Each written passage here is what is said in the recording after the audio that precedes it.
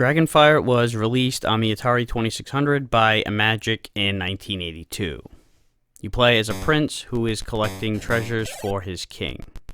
There are two screens. The first one has you on a bridge that you need to cross with fireballs flying out from the castle, kind of like what we'd see in Super Mario Bros. 3 years later. You can duck under or jump over the fireballs to evade them, or run into the safe space in the far right. Your objective is to enter the castle on this first screen, and then on the second screen, collect all the treasures in the room without getting burninated by the dragon's flames. Like in the bridge screen, you can enter a safe zone here to protect yourself from the flames. Once you collect all the treasure, an exit door will appear where you'll enter and start a new raid at a different castle with a more dangerous dragon. The game continues until you lose all 7 of the lives that you start with. It's fast-paced as all hell, even with the slower speeds at the beginning.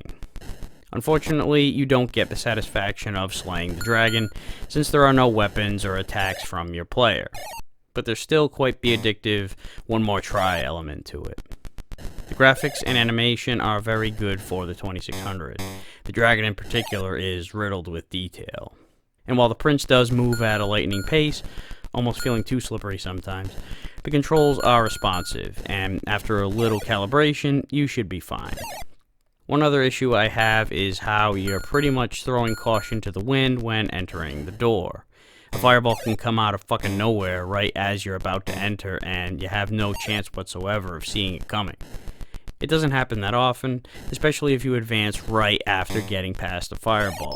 That's usually the best time to do it, but there are no guarantees.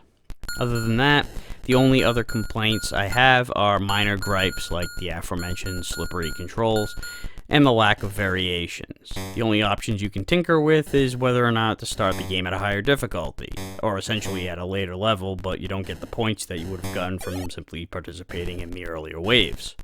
There is a 2-player mode, but you have to alternate, although it probably would be too much to have this a co-op. Sure, it'd be fun to race around and try to collect more treasures than your opponent, all the while evading the dragon, but it'd probably play out kinda messy, so this isn't a big deal. It's otherwise a fun, lightning-paced, overlooked game really that could hold your attention longer than it initially might look.